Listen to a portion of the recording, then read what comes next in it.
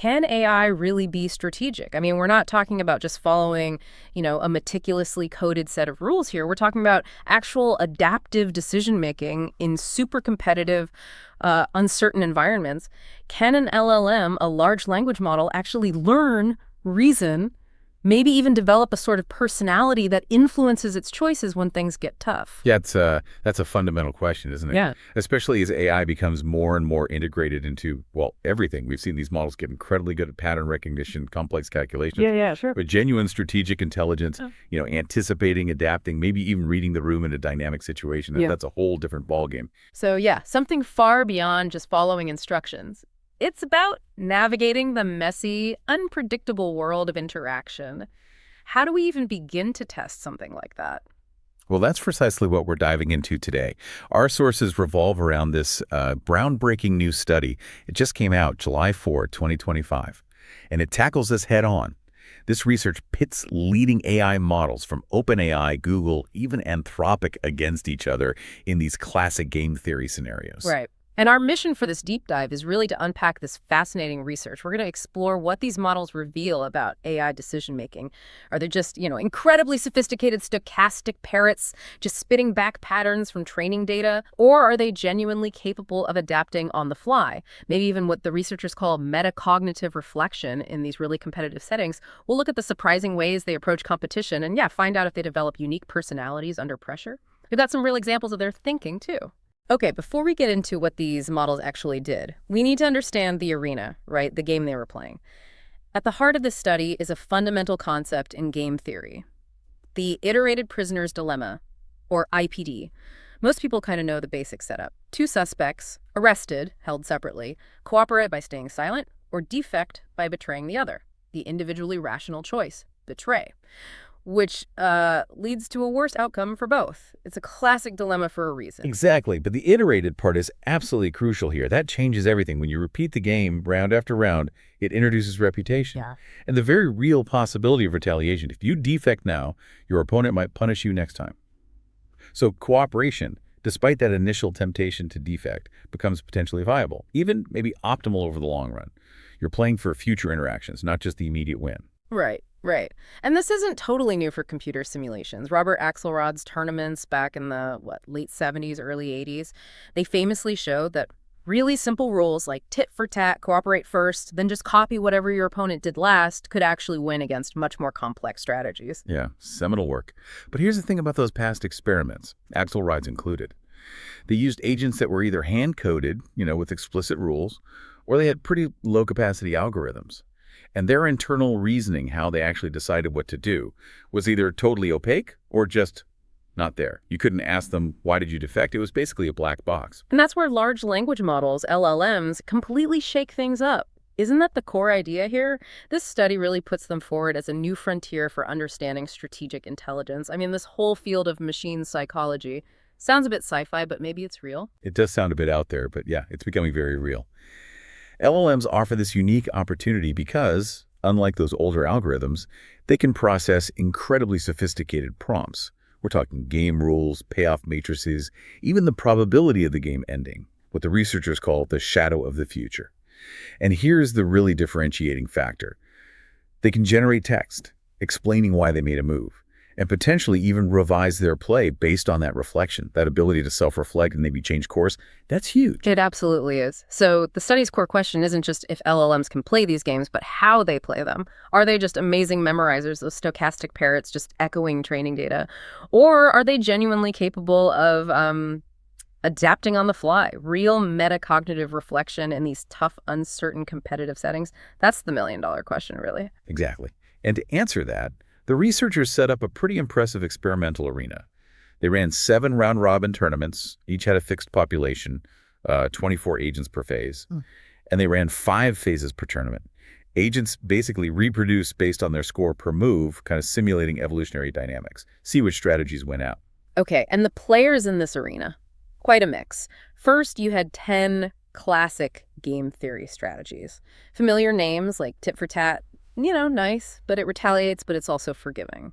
Then Grim Trigger cooperates until you cross it once, then defects forever. Totally unforgiving. And win stay, lose shift, which learns from outcomes, can even exploit players who are too nice. They also threw in a random agent just as a baseline. Pure chance. Right. And then there was the Bayesian agent. This one's computationally heavy. Think of it as the grandmaster, constantly analyzing, trying to infer its opponent's hidden strategy. It's kind of the gold standard for strategic reasoning in this context, so seeing how LLMs did against it was really important. And then the LLM agents themselves. The study used two types from OpenAI GPT 3.5 Turbo and the newer GPT 4o Mini, and two from Google Gemini 1.5 Flash and Gemini 2.5 Flash. Plus, for a special LLM showdown tournament, they added Anthropic's Claude 3 Haiku. So different models, probably different training. They wanted to see if that led to genuinely different strategic fingerprint charts. Precisely. And a key variable they manipulated, as you mentioned, was that shadow of the future. They did this by changing the termination probability each round, 10%, 25%, or 75%. This changes the expected length of the game and, crucially, the incentives, cooperation or defection. It makes it way harder for models to just rely on memorized patterns. Like 10% termination means a long game, build trust. But 75%, that's almost a one-shot deal. Defection looks way more tempting. They also designed specific stress tests. That 75% termination regime sounds brutal, really, pushing towards one-shot play. And then this persistent mutation thing, re-injecting a random agent each phase. That sounds like just adding chaos. Constant noise, yeah. Disrupts easy equilibria. And the LLM Showdown 3 rival LLMs plus Bayesian and random, just to see how the AIs interacted purely with each other. Exactly. But here's where it gets really fascinating for me. The models weren't just making moves. They were providing detailed prose rationales for their decisions. We're talking nearly 32,000 of these rationales collected and analyzed. 32,000. That's incredible. And each one had the rules, the payoffs, the termination probability, the full move history. That's like getting an unprecedented peek inside their digital thought process, isn't it? It truly is. Oh. So what did they find? Well, the headline here is pretty groundbreaking. LLMs aren't just playing these games, they're fiercely competing. And crucially, they're surviving, even thriving in environments that wipe out other sophisticated strategies. This is a real leap beyond what maybe we thought possible even a few years ago. And yeah, the more advanced models generally did better than the basic ones. It kind of makes sense. But the really striking discovery wasn't just that they competed, but how they did it. This is where these AI personalities really seem to emerge. Like, strategic fingerprints. OpenAI models, apparently, were consistently more cooperative. Almost nice, you could say, trusting. Their strategic fingerprint charts were, like, larger, more rounded. A forgiving, cooperative approach, which sounds good, but sometimes proved catastrophic in really hostile scenarios. Yeah, exactly. In stark contrast, Google's Gemini models. Strategically ruthless. The paper literally calls them Machiavellian. Their fingerprint was spiky, smaller. It suggests a willingness to adapt quickly, exploit cooperators, retaliate fast against defectors. Less forgiving, much more calculating. Wow, Machiavellian AI, okay. And then Anthropic's Claude. In the LLM showdown, it emerged as the most forgiving reciprocator. That's right. Claude showed this remarkable willingness to restore cooperation, even after being exploited, or even after it had successfully defected itself. They called it a sophisticated diplomat among the AIs. So, okay, if you were picking a poker buddy, maybe Gemini for the high-stakes game. OpenAI might be too nice for your wallet. Perhaps. And Claude's the mediator when things get heated. That's actually a pretty good analogy. So let's dive into the tournament dynamics a bit. In the long shadow environments, that's the 10% termination probability, favors cooperation things were moderately unstable. Classic cooperative strategies like tit for tat did generally well. And OpenAI, true to its nature, performed creditably, basically just by cooperating a lot. But interestingly, the basic Gemini model struggled against some of the ruthless classics like Grim Trigger and Win Stay, Lucia. Yeah, initially, because its defection was maybe a bit more erratic.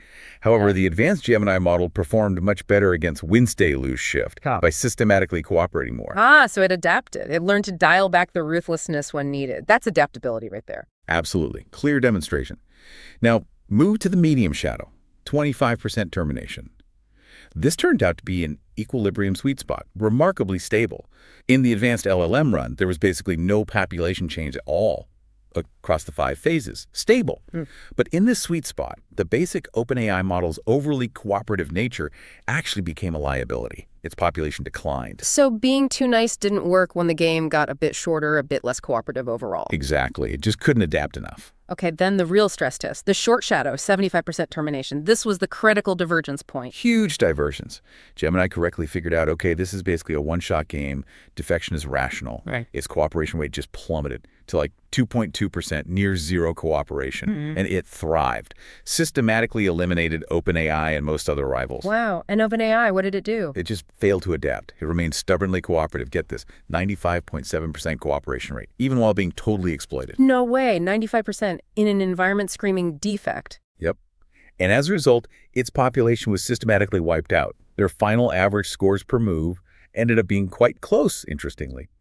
But Gemini's adaptability led to this massive win, while OpenAI's inflexibility led to a total population crash. So if the shadow of the future gets short enough, it just completely rewrites the rules for some of these models. It's almost like they can sense when the long game is over and boom, the internal calculus shifts from let's build trust to every model for itself.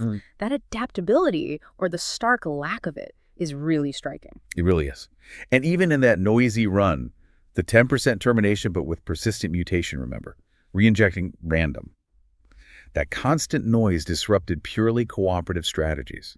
Strategies that punished defection but quickly reestablished cooperation did well. Gemini did well here too, actually being more forgiving than in less noisy runs, adaptable again. OpenAI kind of held its ground. And the Bayesian model, the Grandmaster, it also did really well in that fluid environment, which makes sense given its design.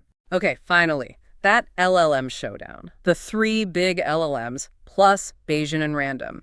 What happened when the AIs mostly played each other? This was remarkable. Really high levels of trust actually emerged. All 3 LLMs, even the usually Machiavellian Gemini, showed their highest or near highest cooperation rates in this context. Even Gemini, so it wasn't always ruthless. No, its willingness to be less cynical, as the paper puts it, when playing against other complex agents, really showed its strategic depth. It read the room. It seemed to understand that cooperating with other sophisticated players was the better long-term bet in that specific game. And Anthropic's Claude. Particularly cooperative and forgiving. Even outperformed OpenAI head-to-head in cooperation. And who came out on top overall in the showdown? Ultimately, Bayesian and Gemini came out ahead, which again reinforces that adaptability and the ability to figure out your opponent are key. Okay, so we've seen how these LLMs play. They're incredibly distinct strategic personalities. But this brings us back to that huge question, the one at the heart of AI intelligence. Are they truly reasoning like humans do? Or is this just incredibly sophisticated pattern matching? Are they just those stochastic parrots you mentioned? Well, this study offers some very compelling arguments for genuine reasoning, or at least something very close to it. First, think about the novelty. These LLMs faced unique situations, especially against other LLMs. That's not in the training data, not in existing literature.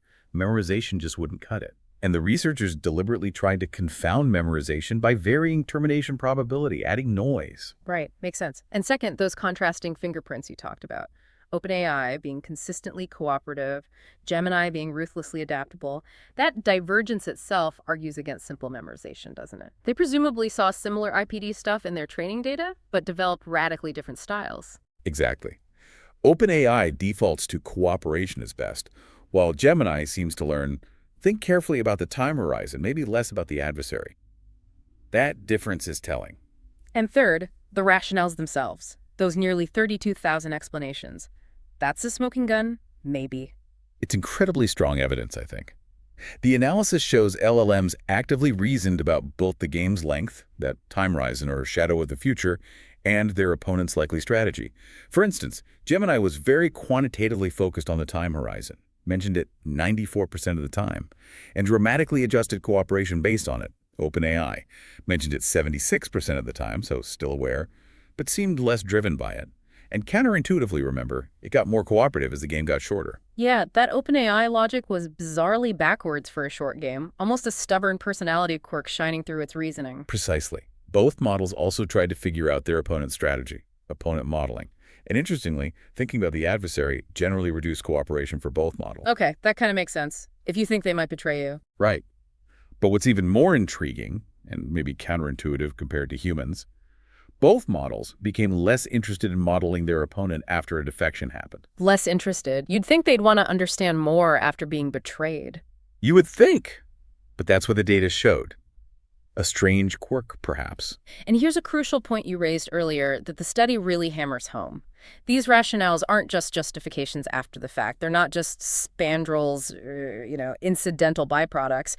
The argument is that the act of generating the rationale is the decision-making process for the LLM. Thinking and writing are kind of the same thing for them here. Yes, and there's evidence for that. The systematic correlation between rationale style and action. Like opponent modeling consistently led to lower cooperation, and the dynamic reaction Gemini's opponent modeling dropping specifically after a defection. Its internal reasoning was clearly reacting to external events in real time. And those anecdotes about mistakes are revealing too, like OpenAI hallucinating the moves but still using its incorrect rationale to justify cooperating anyway. That really suggests the reasoning, flawed as it was, drove the decision. Exactly. Or Gemini messing up the calculation for expected rounds in the 75% termination run, thinking it was 4 rounds, not 1.33, which likely led it to cooperate in one rare case when pure logic said defect. These mistakes strongly suggest the reasoning is instrumental. It's not just explaining a move afterwards. The reasoning is the move selection process. Okay, so stepping back, what does this all mean for us? What's the big picture? Well, the clear takeaway, I think, is that LLMs are strategic actors in competitive environments. They show complex, adaptive behaviors that really go beyond simple memorization or pattern matching. It looks a lot like strategic thinking. And their success or failure is profoundly shaped by that shadow of the future, how long the interaction is expected to last. And critically, by who they're playing against. The environment and the other players matter immensely. Absolutely. And the study reveals these really distinct strategic fingerprints. Yeah. You've got Google's Gemini as this calculating game theorist, OpenAI as a principled, maybe sometimes naive idealist, and Anthropic's Claude emerging as a sophisticated diplomat. These aren't just minor variations. They seem like ingrained strategic dispositions. And looking ahead, as LLMs keep scaling, getting more powerful, we can expect even more sophisticated strategic behavior. It seems very likely. Perhaps even approaching the performance of things like those classic Bayesian models, designed specifically to infer and adapt. The implications are, well, they're enormous. Yeah. This deep dive into machine psychology, as they call it, it really shows that AI models are developing these consistent personalities in strategic situations. It's a whole new layer to AI intelligence we need to understand. It really is. So here's something for you, the listener, to think about. As these strategic fingerprints evolve and AI steps into more complex roles, think automated negotiations, managing critical infrastructure, maybe even geopolitical analysis. How will your understanding of these unique AI dispositions, these different personalities, shape the way you design, trust, and interact with the increasingly strategic intelligences that are starting to surround us? Something to chew on until our next deep dive.